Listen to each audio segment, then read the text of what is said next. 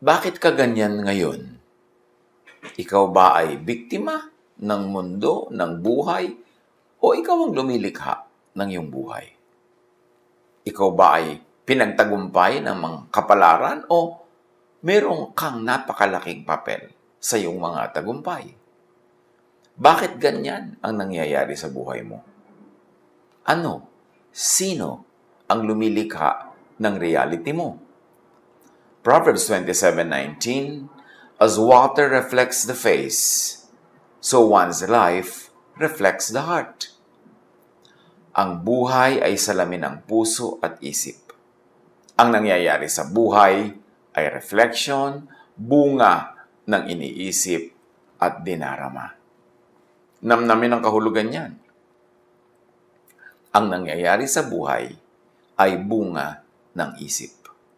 Proverbs 4:23, above all else, guard your heart, for everything you do flows from it.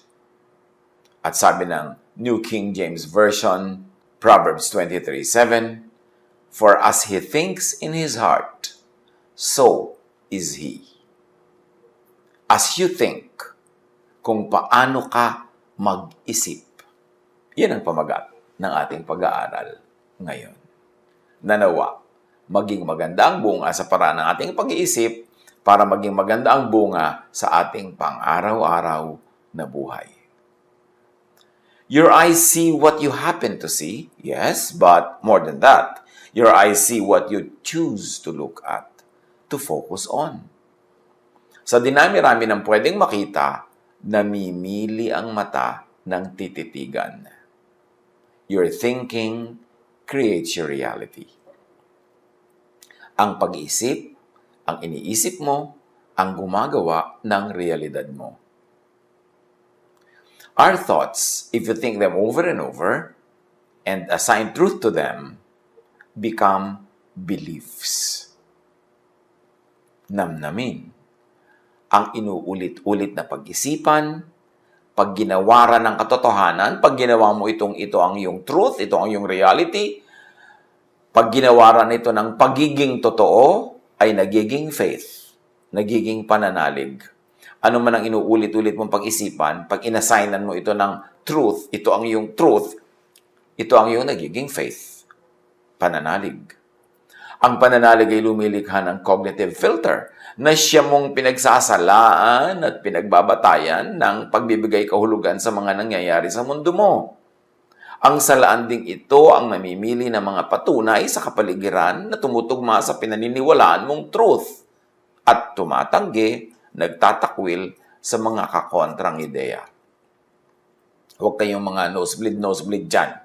Intindihin ang pinag-uusapan natin. Nosebleed din itong pag-aralan at ituro Kaya kailangan mag-effort ang lahat na intindihin. Huwag tayong laging mahalin na sa madali lang. Kailangan nag-iisip tayo ng malalim, malawak, mataas. Pagka mayroon kang pinaniwalaan, pag lagi mong iniisip ang isang bagay, at ito'y pinaniwalaan mo na, inassign mo na ito na yun ang truth, dahil laging paulit-ulit, di mo tinanggihan, in fact, niyakap mo, naging truth mo na, lahat ngayon ang tingin mo sa buong mundo, ito ang panala mo kung ano ang tama at mali, kung ano ang tatanggapin mo at ire-reject, kasi nag-assign ka na ng truth sa iyong paniniwala. Kaya dapat bantayan kung anong pinaniniwalaan, kung anong dinidinig, at kung anong gagawin mong, this is my truth. Kasi yun ang magiging salaan mo sa lahat-lahat ng bagay. Dahil sa selective filtering system ng brain, tinatawag na priming, that works on activation-inhibition model, pag ang isip ay primed by a certain belief to look for something, pinagsasarahan nito ang mga kakontrang neural networks. Kaya nahihirapan o mahihirapan kang makita ang patunay na kontra sa nauna o dati ng paniniwala. Pag kinondisyon mo ng utak mo kung anong katotohanan, pag tinanggap mo ng ito ang katotohanan, at ito na ang iyong naging pananalig, pati sarili mong utak ay mabubulag na hindi na niya makikita ang mga patunay na kontra doon sa pinaniwalaan mo na. Kaya mahirap kausap ang religious person at ang very political ang utak. Kasi pag nag-decide na siya na yung narinig niya, yung napaulit-ulit yung narinig, nakita, na yun na ang totoo, yun na ang reality, kahit pa tapunan mo ng liwanag to the contrary, kahit pa yung kakontrang ideya nito ay ubod ng linaw, maliwanag pa sa sikat ng araw sa tanghaling tapat, hindi na ito makikita ng isip. Pinagsasarahan ito ng sarili nating isip. Ang ating isip ang magpapalaya sa atin at ang ating isip din ang nagiging kulungan ng ating buong pagkatao, pananaw at buhay. That's why people who are depressed see a more depressing world. It's also why you are so convinced that your view of the world is the truth. Ito rin ang sanhi, kaya ang tao ay kumbinsido na ang pananaw niya ang siyang tanging katotohanan. Kasi sa katatanggap niya ng tinanggap niya, kauulit-ulit nito, at pag-a-assign niya dito ng ito yung truth, nagsara na ang utak niya sa ibang ideya, lalo ka kontra doon sa niyakap na niyang ideya. Kaya napakahalaga na laging nire-review ang ating pinaniniwalaan, ang ating pinaninindigan. What most people don't realize is that they are participating in creating their own version of the truth. Pero akala nila, yun na lang ang kaisa-isang truth. Kaya dapat pag-ingatan ang iniisip at dinarama. Malamang na pag pinaulit-ulit ito, yan ang magiging reality or truth mo. At yan ang ginagawa ng maraming organized religions, of course. Paulit-ulit. Indoctrination. Almost brainwashing. At kung bata ka pa, nagsimula na ito nadidinig mo sa school, sa church, sa pamilya, ito na ang magiging truth mo. Kaya iba-ibang parts of the world, iba-iba ang truth ng mga tao, nagyagyara-gyara, nagpapatayan for the truth. At ano yung the truth na yon? Yung truth na tinanggap nila sa kanilang isip.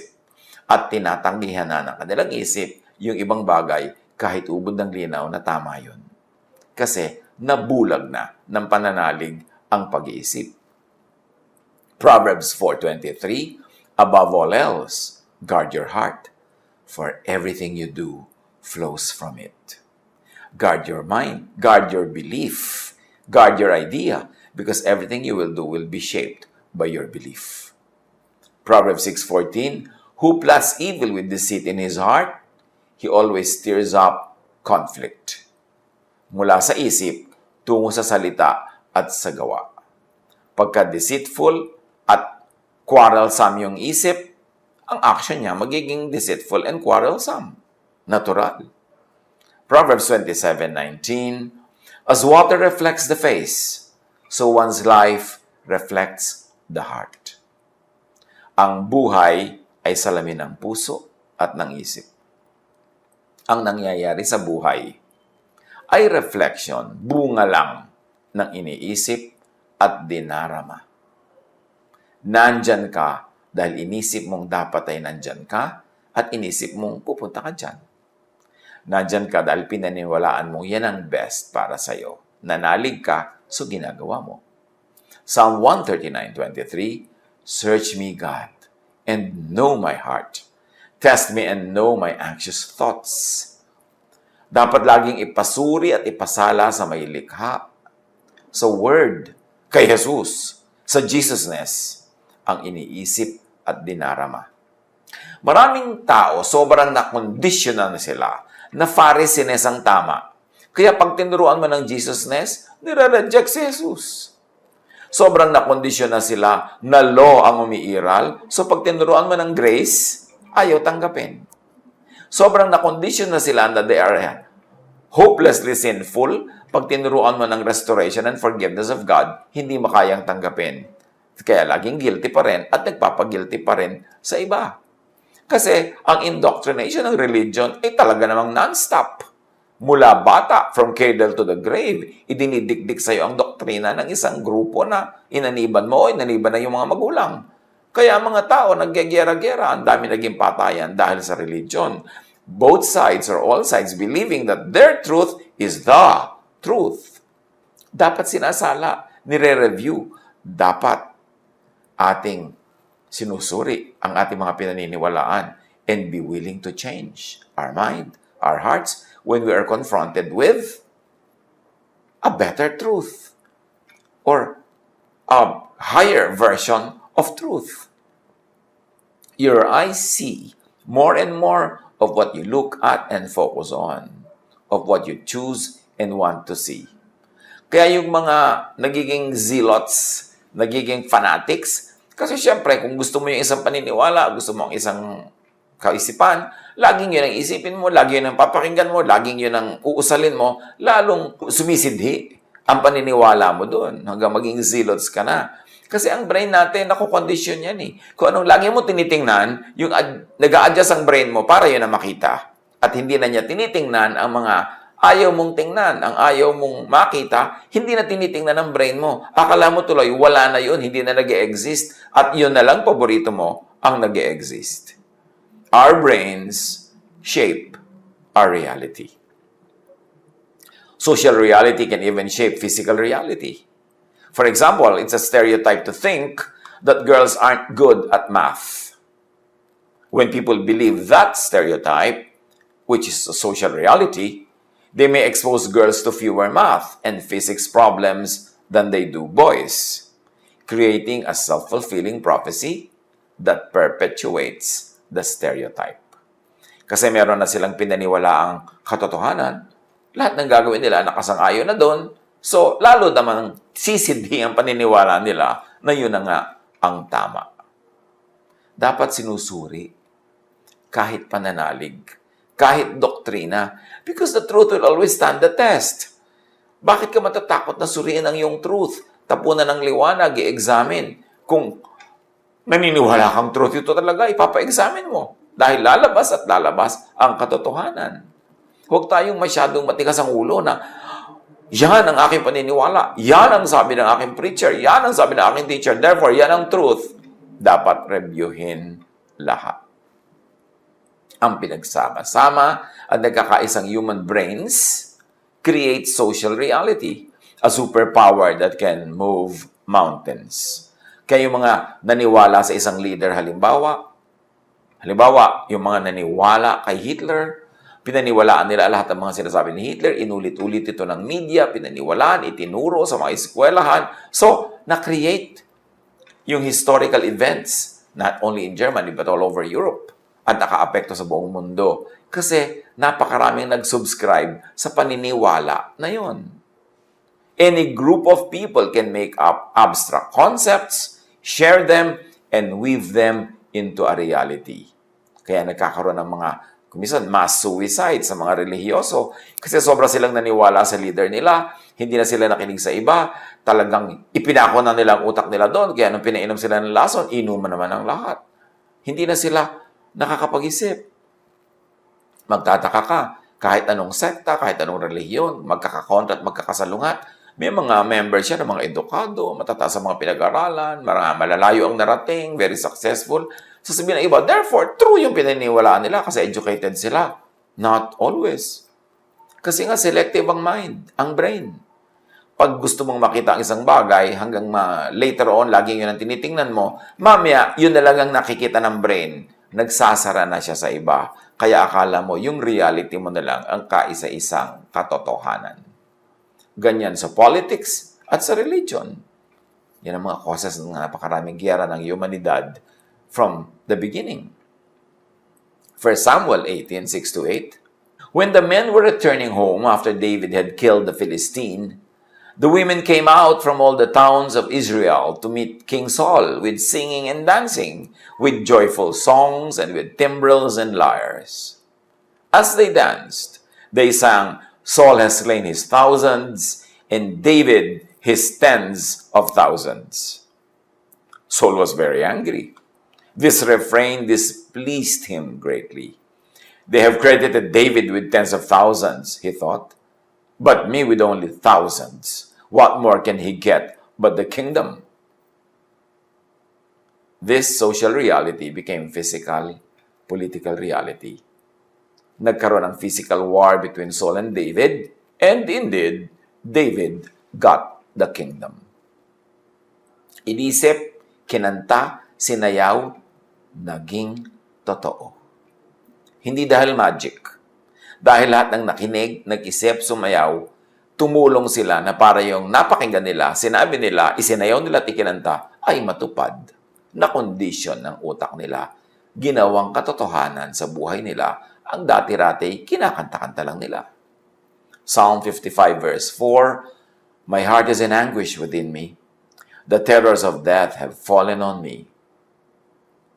Nega creates and births mega nega. Kasi malungkot ang puso niya, so anong nangyari? The terror of death have fallen on me. Mas pinalungkot siya ng sarili niya. Kaya mga nade-depress, ang lagi nakikita niyan, mas nakaka-depress. Yung nalulungkot, ang nakikita niya, ang narinig niyan, mas nakakalungkot. Kaya yung paranoid, lahat ang nakikita niya, nadidinig niya, nagdadagdag sa kanyang paranoia. Kaya pag tayo nakahalata na tayo dumudulas down the slippery slope of something that shouldn't be happening, we should reverse our thoughts immediately. We should get out of that thought. Nalulungkot ka na, alisin mo na yung nakakalungkot na tugtog, nakakalungkot na ilaw, nakakalungkot na mga bagay, alisin mo na yung nakakalungkot na mga alaala para hindi ka tuloy-tuloy ang lamunin ng lungkot. Nagagalit ka na, maghahanap ka pa ng mas nakakagalit, makikinig ka pa sa mga sulsol, magagalit ka na magagalit, hanggang maging mamamatay tao ka na niyan. Ganon din yung love eh. Yung romantic love. Pagka nag-decide ka na ay, lovable ang taong ito, attractive siya. Pag lagi mo siyang inisip ng inisip, pinalaki mo yung maliliit na bagay, lumalaki nga sa isip mo, na-in-love ka na. At pag na-in-love ka na, hindi mo na nakikita ang kapintasan. Ang nakikita mo na lang, yung katangian, dahil yung mind mo selective na. Ang pinipili na lang ng mind mo na tingnan, yung itinuro mo sa mind mo na tingnan. Ang sinasabi na lang ng mind mo, yung gusto mong marinig. Kaya pag in love ka dito kay Bigote, tapos sinasabi ng nanay mo na nagmamahal sa'yo na hindi siya boto, ayaw niya, sa nanay mo pa ikaw magagalit. Hindi ka naniniwala, hindi mo makita yung truth ng nanay mo kasi binulag ka na ng truth na isinaksak mo sa sarili mong utak. Kaya pinag-iingatan ang iniisip. Pinag-iingatan na pinapanood, pinapakinggan. Kasi pag pinakinggan mo ng pinakinggan at tinanggap mo, at inassignan mo ng truth, na ito na ang truth ko, ang utak mo wala nang ibang aaproban kundi yung sang-ayon doon sa desisyon na yon. Tatanggihan niya, tatakpan, hindi na papapasukin ang mga salungat na ideya. Hanggang maging bigot ka na, maging one-sided brain ka na, maging one-sided utak and thinking, hanggang maging bias ka na. Kaya ang utak, ang belief, laging challenge, laging tinatanong, laging tinatapunan ng liwanag ni Jesus. Kaya napakasidhi at napakalupit ng mga religious wars, religious quarrels. Sa sariling pamilya, mga magkapatid nagtatakwilan. Sa sariling church, nagbabatuhan, nagsasakitan. And each of them believes that his or her truth is the truth. Kasi dinedeceive tayo ng ating isip.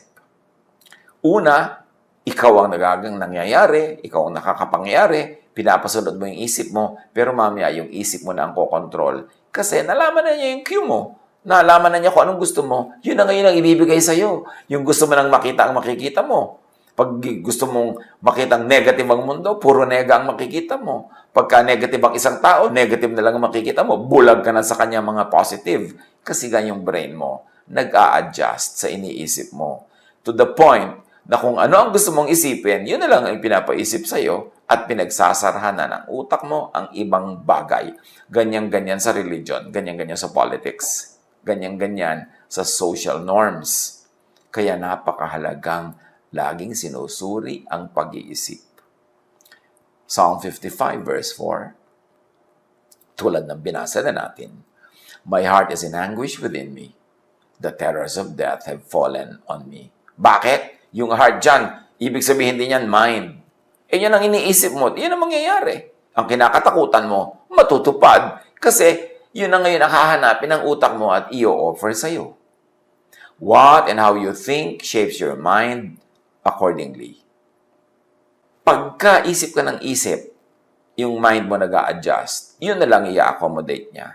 Yun na lang ang gusto niyang isipin at yun na lang ang ipapaisip sa'yo. Our minds aren't passive observers, simply perceiving reality as it is. our minds actually change reality. Probably the best known way the mind shapes reality is the placebo effect, where people get better if they simply believe that they are being treated for a disease. Marami na experiments niyan. Group A ng pasyente, paiinumin ng gamot. Group B, paiinumin ng hindi tunay na gamot. Isa lang na neutral something, whatever it is, pero pinaniniwala silang gamot ang iniinom nila. At pag naniwala sila doon, gumagaling nga. Ang laking bagay ang sinasabi ng mga experiments na yan, na ang iyong paniniwala nagiging totoo. Na napakamakapangyarihan ang pananalig. Kaya nga sabi ni Jesus, believe, command this mountain to throw itself into the sea, and it will. It will become your reality. Pain is highly responsive to each person's psychology and mindset. Those who expect worse pain, ruminate on it, think of it, and feel helpless about it, what's called pain catastrophizing, feel more intense pain, stay longer in hospitals after surgery, and often require more painkillers. Pag ang tao ay napakahilig mag-isip ng sakit, na siya ay masasakitin, na siya ay masasaktan, yun nga nangyayari. Ang tagal niyang gumaling. Pero yung nag-iisip na gagaling siya, nananalig, mayroong faith, mabilis gumaling, mabilis mag-respond sa medication. It's all in the mind. Pag lalong iniisip, pag lalong pinag-uusapan, lalong kinakatakutan, lalong nangyayari. Kaya hindi maganda yung mga lagi ang pinag-uusapan nyo, mga sakit. Pagka maraming tao, lalo seniors, pag nakita-kita na, wala pinag-uusapan kundi ang sakit nino. Nagpapaligsahan kung kaninong blood pressure ang mas mataas, kung kaninong blood sugar ang mas mataas, kung kaninong sakit ang mas malala. Kaya ayun, nagkakalubog-lubog din uli sa sakit. Pagka ang gusto nyo laging pag-usapan, kapintasan na inyong hipag, lalong nagagalit kayo sa kanya. At lalo siyang nagiging kapintas-pintas kasi yung reality ng utak nyo umaapekto sa mundo. Nagkakatotoo ang laging pinag-uusapan, lalo't pinaniniwalaan. Di ba? Faith moves mountains. Kahit negative faith. Pag naniwala kang hindi ka nagagaling, hindi ka na nagagaling. Pag lagi niyong pinag-uusapan na, naku, maghihirap ang buhay, ang hirap ng buhay, ang hirap ng hanap buhay, ganun nga mangyayari. Yung mga may tindahan, pagka tinanong mo, magkano ang benta mo? Mahina, matumal. Siguro sa takot mautangan, sa takot na mahingan. Pero kasasabing matumal, mahina, ay tumutumal talaga, tumihina. Pero pagka maganda yung benta, ayaw sabihin, wow, malaki ang benta ko, tipak, marami ako ngayong benta. Sa takot na naman sigurong mahingan. So, ang nangyayari, dahil hindi na pag-uusapan yung malaking benta at magandang negosyo, hindi na yun tinitingnan ng brain. Ayaw na uli yung makita, ang hahanapin na niya uli yung maliit na kita, yung maliit na benta, yung negative, at yun na naman ang matutupad sa buhay. Kaya dapat pag-ingatan kung ano ang iniisip, ang ipinaiisip sa kapwa, lalo sa bata. Kaya dapat pag-ingatan kung ano ang doctrine na isinisiksik sa utak ng nakikinig, kasi nagiging ganon siya. Bakit ang daming relihiyoso nagiging masama ang ugali? Nagiging judgmental, kasi yun ang lagi nadidinig mula sa preachers and teachers. Judgmentalism. Bakit marami mga relihiyoso nagiging mapaghiwalay sa kamag-anak, sa mga kaibigan? Kasi yun ang laging nadidinig. Nagiging totoo sa buhay nila ang kanilang nadirinig. Your mind is wired to be shaped by what you think of, by what you focus on, by what you search for. Kaya pag nag-decide ka na in love ka na kay Guwaping, ang hinahanap na lagi ng isip mo yung nakaka-in-love, dire-reject niya yung mga nakakainis at mga mali. Kaya nabubulag ka sa pag-ibig. Kaya sinasabi nila, love is blind. Because now you decide what to see, you decide what to hear, you decide your reality, and once you have decided on it and you believe in it, and you assign it truth, it will happen. Yun ang himala. Yun ang hiwaga. Yun ang power ng pag-iisip. What you think, you will become. If you want to change the outside, you must first change the inside. You must change the attention of your thoughts. Because what you think directly influences how you feel. And how you feel directly influences how your body reacts. And how your body reactions directly influence how you behave. And how you behave comes to define what you are and what you experience in life. Totoo ang ini-imagine. Pag in-imagine mo ngayon na ang mahal mo sa buhay ay nagtataksil sa'yo, nagiinit na yung punong tainga mo, bumibilis na ang tibok ng iyong puso at ang iyong pulso, sumisikip na ang iyong paghinga, at humihirap na ang iyong pakiramdam. Imagination mo lang yon. Hindi pa yung nagaganap sa kanya. Pero pag naganap na sa isip mo, umaapekto na sa iyong katawan. Thoughts become physical realities. Tumatawid mula sa loob ng iyong utak papunta sa buong mong katawan. Kaya ang imagined things become real. Kung ano ang gusto mong maging real in your life, yun ang lagi mong isipin, yun ang lagi mong imagine. Ganon din yung mga sexual desires. Pagka in-imagine mo na nakikipagtalik ka sa isang tao, lahat na ng mga sensations ng tunay na pakikipagtalik, ay mararamdaman mo na rin. Kasi nasa isip mo na. Pag iniisip, nagiging totoo sa physical world. Kaya dapat pag-ingatan ang iniisip. Pag inayos ang loob, aayos ang labas. Pag inayos ang isip, aayos ang mundo, aayos ang buhay. So, nagsisimula ang lahat sa pag-iisip. Paano ka ba mag-isip? Optimistic, pessimistic, positive, negative? Mapaniwalain o ayaw maniwala? Paano? Thoughts, in and of themselves, have no power. It's only when we actively invest our attention into them that they begin to seem real. And when we engage with specific thoughts, we begin to feel the emotions that were triggered by these thoughts. We enter a new emotional state which then influences how we act. Pag inisip, nakakaapekto sa emosyon. Yung emosyon makakaapekto sa yung action. Kaya sa isip, nagsisimula ang lahat. Psalm 10:4, in his pride, the wicked man does not seek him. In all his thoughts, there is no room for God. Kaya merong believer at may hindi believer. Kauulit ng belief, nagiging belief. Kauulit ng unbelief, nagiging unbelief. Sa isip nagsisimula at nagwawakas ang lahat. Psalm 13:2, how long must I wrestle with my thoughts, and day after day have sorrow in my heart? How long will my enemy triumph over me? But the real enemy is within. The real enemy is the thought. When you think you are defeated, you feel defeated, you act defeated, you get defeated. When you think you're triumphant, you feel triumphant, you act triumphant, you become triumphant.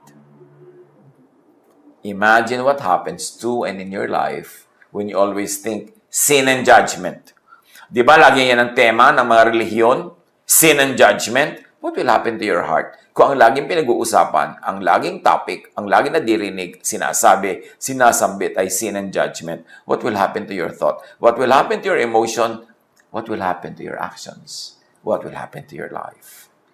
Imagine what happens to you and in your life when you always think confession of sin, repentance, evil, when you always think of the devil. Devil lagi ang topic, devil ang pinag-uusapan, devil ang dinirinig, at ipinaririnig. So you see the devil in your cup, in your coffee cup. Kasi laging yun ang iniisip.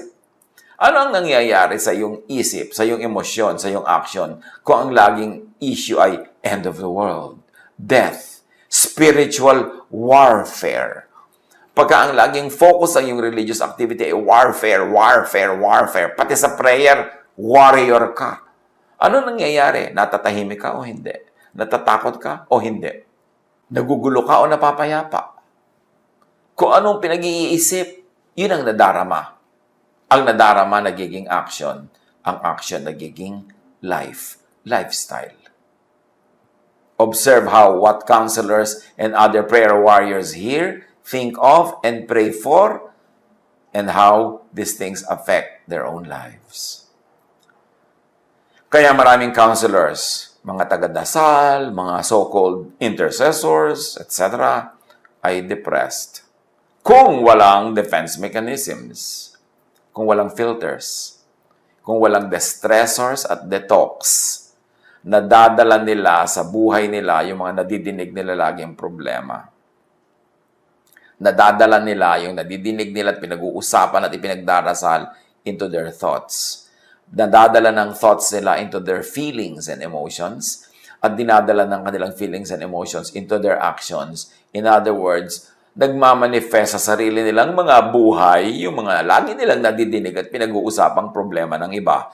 Liban na lang na ang counselor ay sanay, may technical expertise and training na sumala ng mga ganitong bagay, maglagay ng mga filter para hindi maging buhay niya yung mga buhay na lagi nilang pinag-uusapan.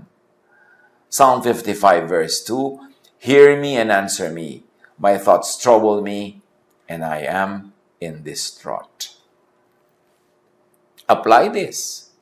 Look at and look for what you really want to see. What do you really want to see in your life? What do you really want to happen in your life? Look at and look for these things. Do you want love, beauty, hope? Ito yun ang lagi mong tingnan, pag-usapan, hanapin, bungkalin, linangin, i-develop. Pero kung lagi mong iniisip ay hatred, ugliness, hopelessness, yun ang magiging kulay, hugis, tunog, galaw ng iyong buhay. What you focus on is what becomes powerful. Your attention empowers an idea. Each of us is a brain that is designed to be malleable and plastic and open to our influence. It is constantly shaping itself to be the best one it can ever be for us. Our experiences are the fuel for the shaping, and everything we see, feel, experience, sense, and do is slowly but surely changing the architecture of our brains, sending gentle instruction on how they can build to best support us. Nosebleed na naman. Ang ibig lang sabihin, kung ano ang lagi mong gustong isipin, yun ang ine-entertain ng iyong brain, at yung brain mo nag-a-adjust doon sa thought na gusto mo para masyahan ka, para ibigay sa iyong hilig. Kaya yung brain mo, masunurin lang sa gusto mong puntahan. Hindi ka dinadala ng brain mo kung saan-saan. Ikaw ang nagdadala sa brain mo doon by exercise, by habit, by repetition. So, pwede mong i-reshape ang iyong brain to be positive or negative, to be hopeful or hopeless, to be beautiful or unbeautiful. Depende sa lagi mong iniisip, tinitingnan, tinititigan, at pinagtatampisawan ng mga ideya. Every time you have an experience, the relevant neurons switch on and start firing. As this happens, neural connections get stronger and new synapses start growing. The neurons that aren't as needed will eventually wither away. Ang mga neurons ng ating brain na hindi natin laging ine-engage, ginagamit, pinapaandar, kino-commission, nawawala, nalilimutan, nabubura.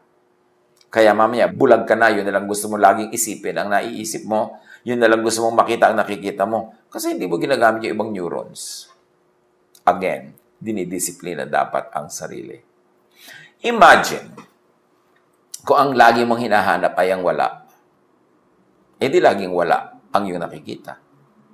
Imagine kung laging hinahanap ay kapintasan, edi kapintasan ang makikita mo talaga.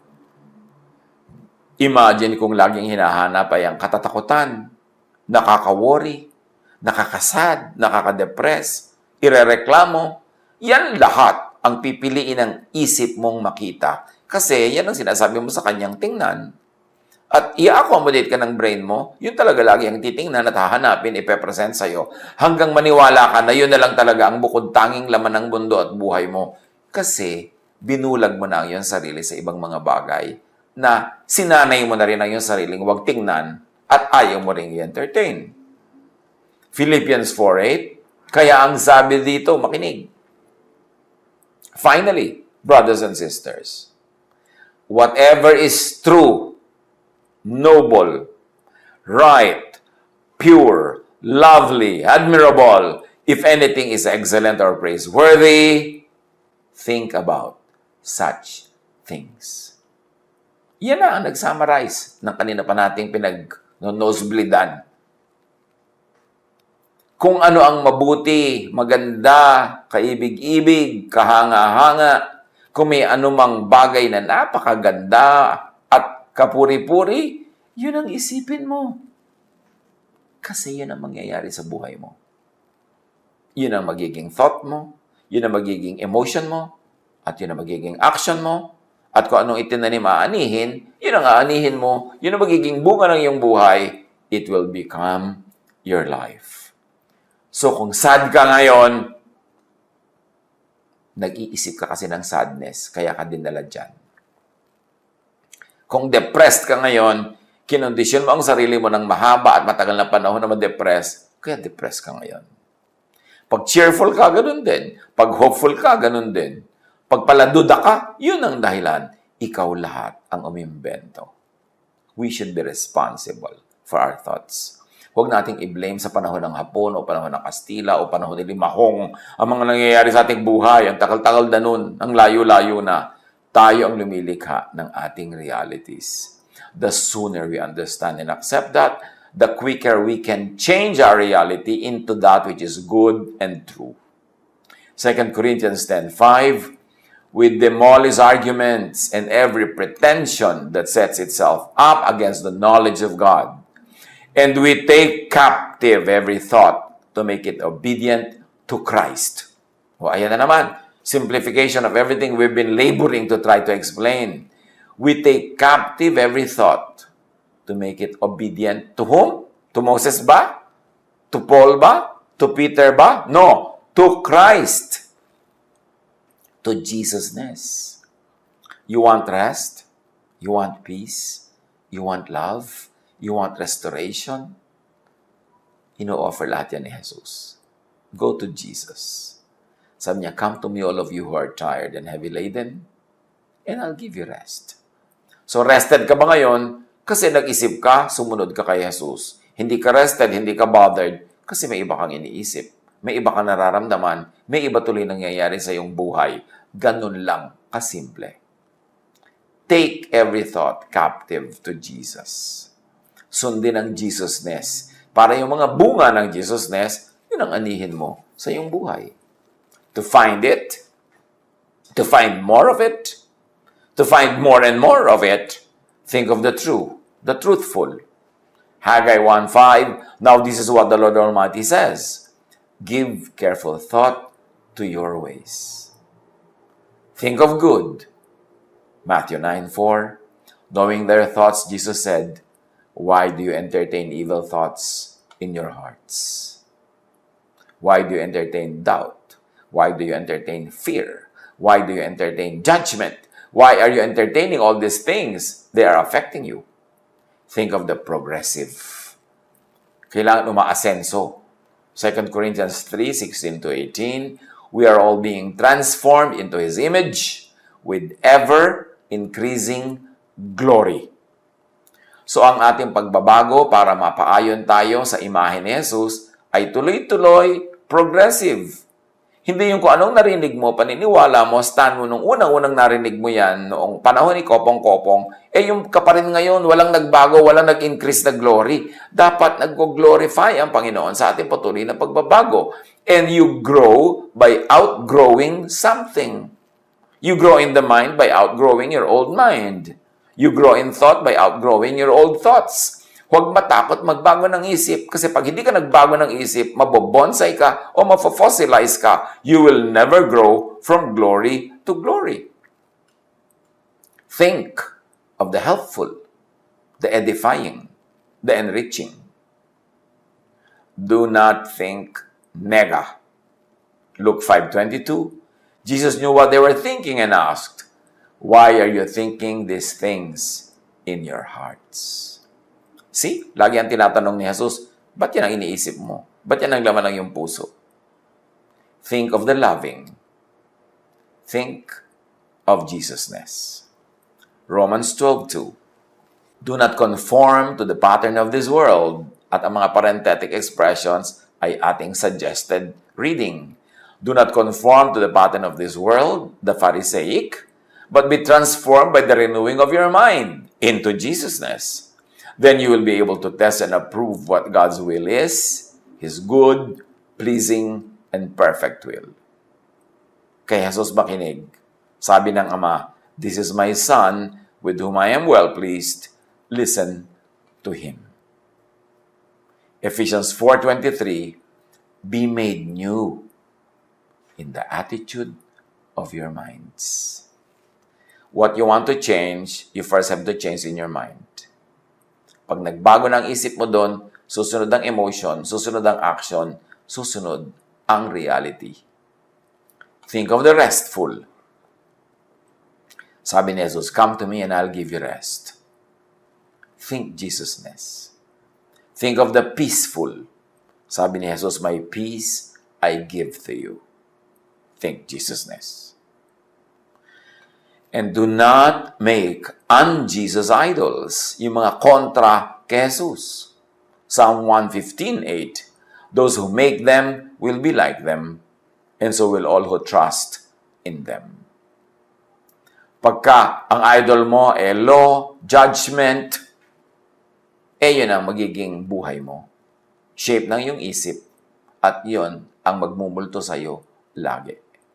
Look up to, think of, follow Jesus. Philippians 2:5.